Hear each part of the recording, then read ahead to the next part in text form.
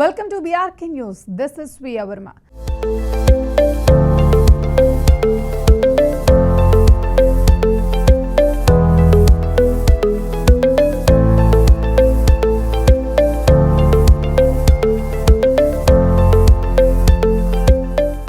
డేంజర్లో ఢిల్లీ ప్రజలు మనుషులను చంపేస్తున్న కాలుష్య బ్యాక్టీరియా.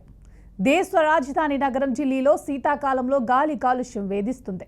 దీంతో పాటు సూక్ష్మజీవ నాశక ఔషధాలకు లొంగకుండా మనుగడ సాగించే సత్తా గల యాంటీబయాటిక్ రెసిస్టెంట్ బ్యాక్టీరియా చెప్పుకోదగ్గ స్థాయిలో పెరిగిపోయింది.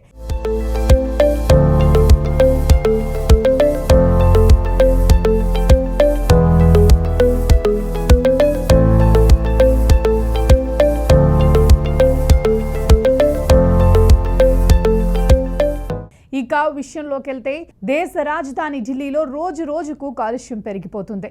రాజధానితో పాటు చాలా ప్రాంతాల్లో ప్రమాద స్థాయిని దాటిపోయింది. ఇక నగరంలోని దాదాపు 20 ప్రాంతాల్లో ఎయిర్ క్వాలిటీ ఇండెక్స్ AQI 400 పాయింట్లకు పైగా చేరుకుంది. ఢిల్లీలో గాలి పరిస్థితి మరీ దారుణంగా మారిందని కేంద్ర కాలుష్య నియంత్రణ మండలి తాజా గణాంకాలు చెబుతున్నాయి. కాలుష్యం కారణంగా చాలా మంది, ముఖ్యంగా శ్వాసకోశ రోగులు ప్రాణాలు కోల్పోవాల్సి వస్తుందని నిపుణులు చెబుతున్నారు. ఇక శీతాకాలంలో కమ్మేసే విషపూరిత పొగమంచు కేవలం శ్వాసకోశ ఇబ్బందులనే కాకుండా అంతకు మించిన ఆరోగ్య విపత్తును మోసుకొస్తుందని తాజా అధ్యయనం హెచ్చరించింది.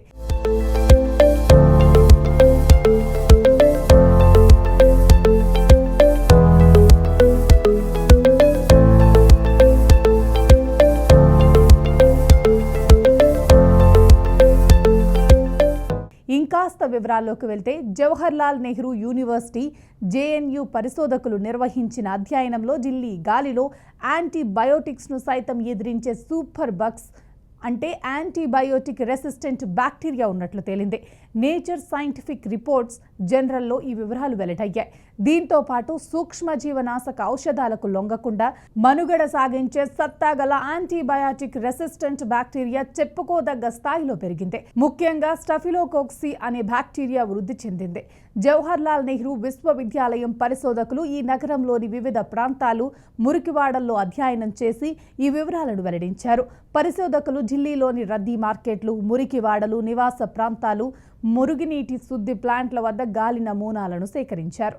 శీతాకాలంలో కాలుష్యం గరిష్ట స్థాయికి చేరుకున్నప్పుడు ఈ బ్యాక్టీరియా కౌంట్ ప్రతి క్యూబిక్ మీటర్కు 16,000 కాలాన్ని ఫార్మింగ్ యూనిట్లుగా నమోదైంది. ఇది ప్రపంచ ఆరోగ్య సంస్థ WHO సూచించిన సురక్షిత పరిమితి కంటే 16 రెట్లు ఎక్కువ. వర్షాకాలంలో వర్షాల వల్ల ఈ ప్రభావం కొంత తగ్గినప్పటికీ శీతాకాలంలో తక్కువ ఉష్ణోగ్రత, తేమ కారణంగా ఈ సూక్ష్మజీవులు గాలిలో ఎక్కువ కాలం జీవిస్తున్నాయి.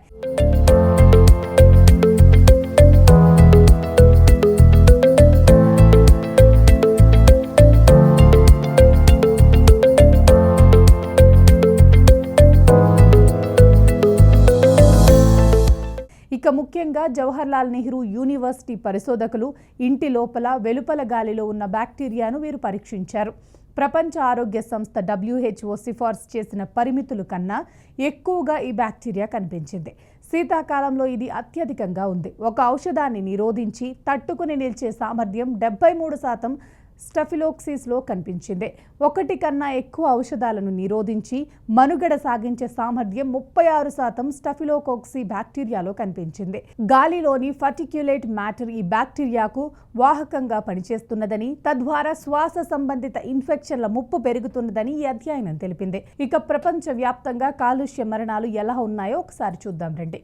2019 సంవత్సరంలో కాలుష్యం కారణంగా ప్రపంచవ్యాప్తంగా సుమారు 9 మిలియన్ల మంది ప్రజలు అకాల మరణం చెందారని గ్లోబల్ రిపోర్ట్లో ఈ విషయం వెల్లడింది. 2000 నుండి ట్రక్కులు, కార్లు, పరిశ్రమల నుండి, మురికి గాలి నుండి మరణించిన వారి సంఖ్య 55% పెరిగింది.